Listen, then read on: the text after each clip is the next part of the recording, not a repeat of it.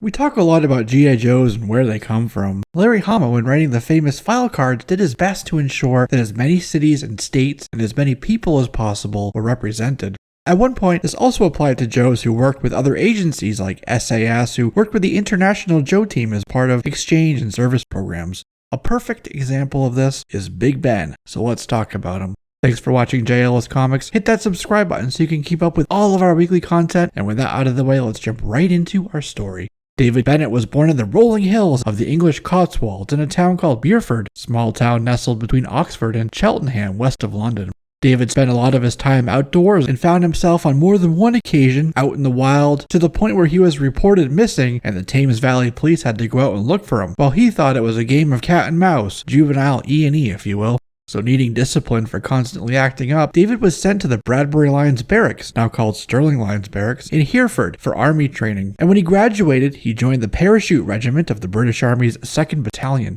From there, David joined the mountain troops of the Special Air Service, the famed SAS, and SAS sent David out on unconventional, high-risk missions where he was behind enemy lines for extended periods of time and started using the call sign Big Ben. His work in areas like the Persian Gulf, the Eastern Bloc, and places like embedding with the Mujahideen to push the Soviet army out of Afghanistan put him on the radar of the Special Action Force team, the highly capable and lethal Action Force. Action Force would then deploy Big Ben on anti-Red Shadows and anti-Cobra missions around the world, and through that line of work would frequently work close with the G.I. Joe team in America. He also worked with NATO LRP teams out of West Germany during the Cold War. In fact, he was on cadre with their long-range recon patrols. On his first mission with the G.I. Joe team, Big Ben had half a day to airdrop onto Cobra Island, locate an underground lab, steal a top-secret formula, and then pass it off to a courier stationed 200 miles off the coast of Cobra Island. The Joes thought the mission was impossible, but they sent Big Ben out just to see what the boys from England were capable of. Big Ben completed the mission with 1 minute to spare, and he said he would have gotten there sooner, but he stopped for tea.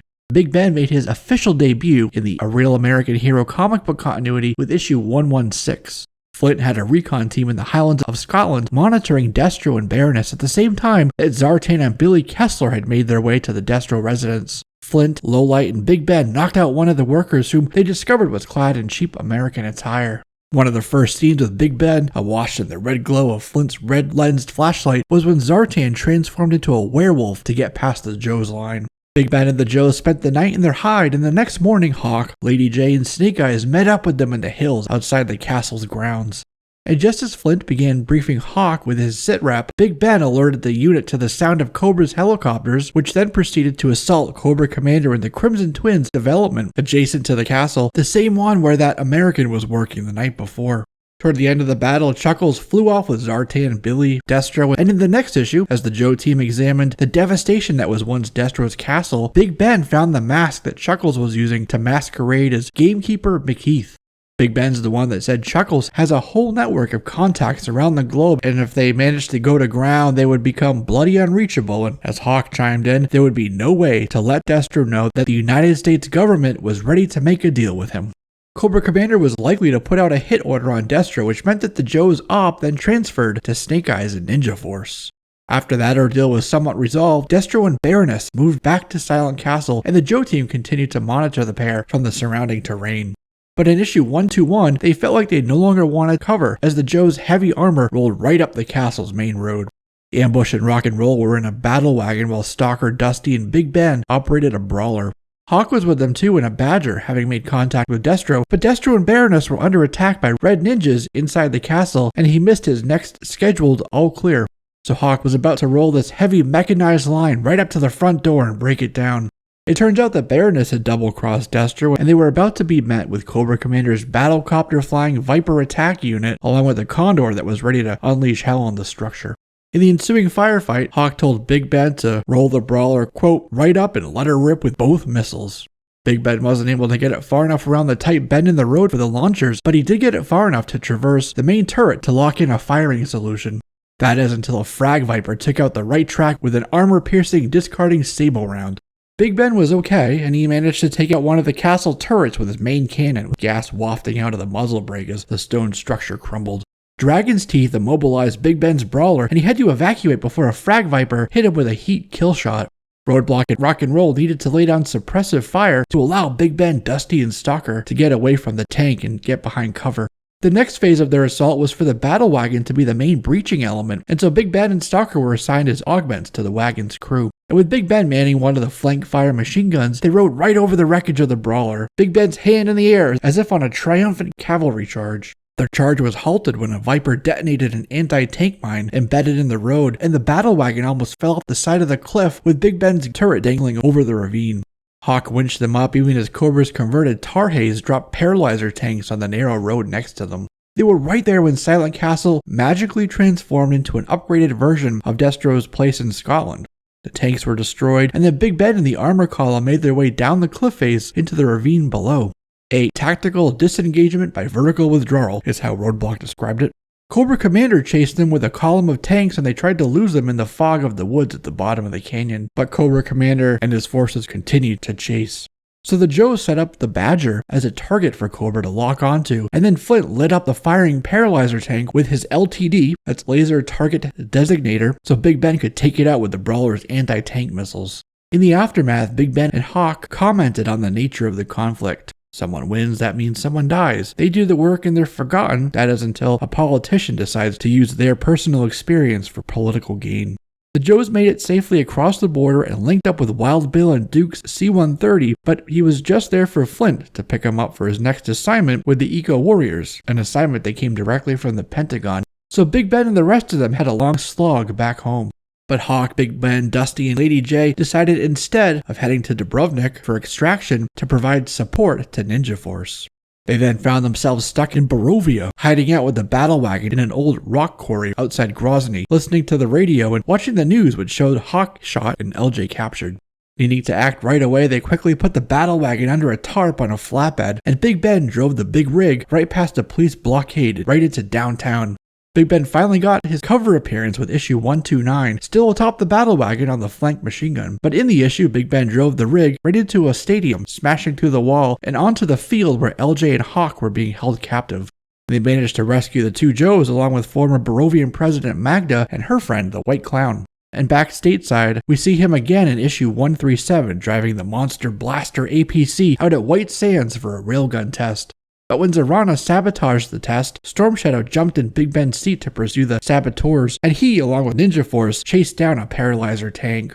Big Ben wouldn't show up again until Josh Blaylock's Image Devil's Due story in G.I. Joe Volume 2, where Cobra Commander was kidnapped by Serpentor's coil, which prompted Hawk to finally start reinstating his troops. So for the subsequent Cobra Island invasion, an island which was controlled at this time by Serpentor, Big Ben was assigned to Assault Team Beta, tasked with deploying via LCAC to North Beach to provide support to Team Alpha.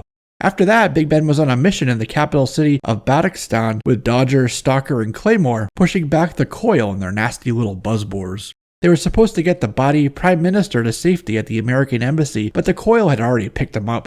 The Prime Minister was vital because he had the activation chips and the launch codes for the country's nuclear arsenal hidden on his cell phone, which was in the pocket inside his jacket.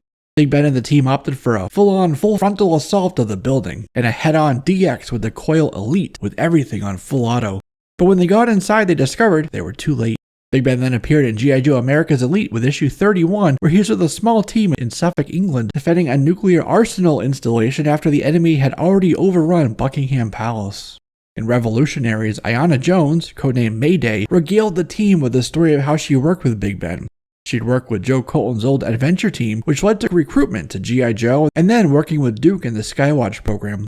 Her first couple of years there, she operated out of West Berlin with Big Ben for a brief time before transferring to Earth Defense Command. After Duke resigned, Duke also linked up with Big Ben as mercenaries and went to use the son of Cobra's PR flak, Isaac Kraft, to strike Cobra, but that mission got foobar and Isaac was killed.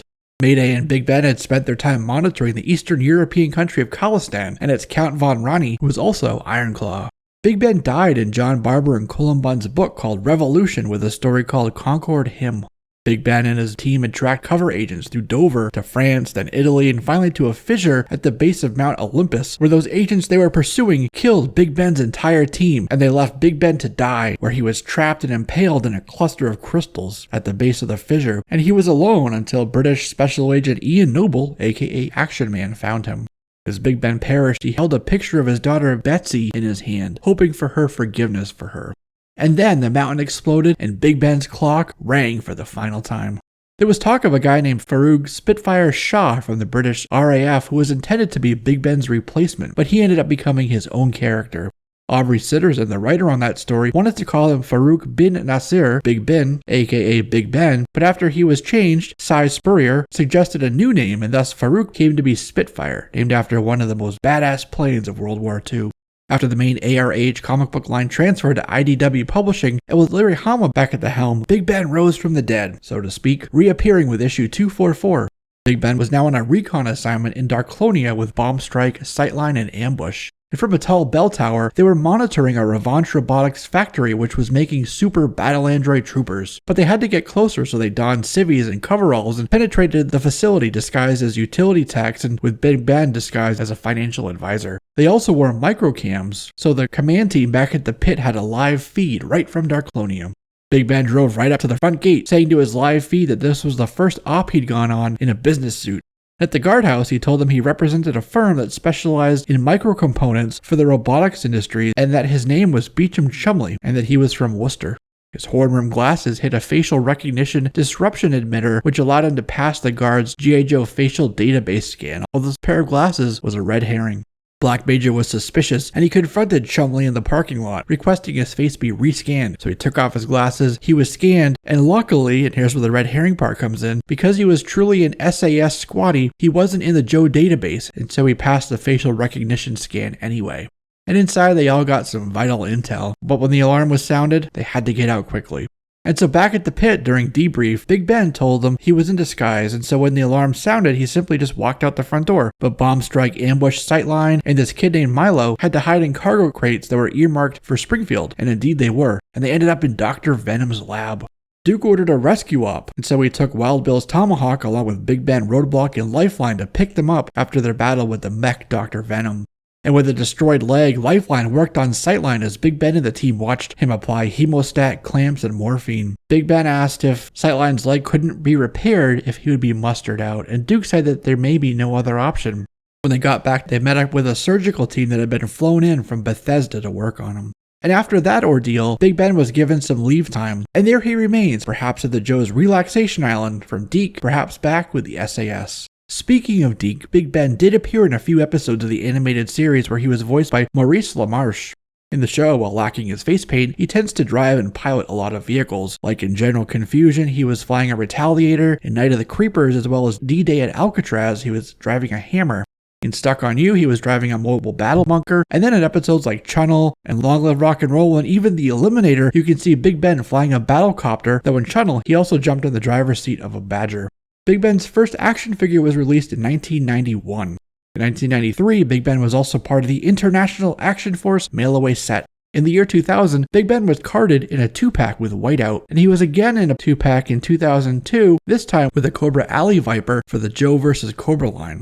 And then in 2003, for the Spy Troops line, Big Ben came with a small vehicle called Road Rebel. And finally, in 2015, Big Ben was released by the G.I. Joe figure subscription service. And to sum up Big Ben, we have to take a look at a couple quotes, one from himself and one from his superior named Captain Eagle Buckingham. Eagle said that Big Ben is the best we have to help escape a hot zone unscathed. And Big Ben is quoted as saying, "I'm here to teach the bad guys that the fight for freedom and justice knows no borders." And with that, that's a wrap on this one, my friends. Thanks for watching, don't forget to subscribe, and you'll be one of the first to know when I upload videos just like this every week. I'm Jesse, this is JLS Comics, and I'll see you soon.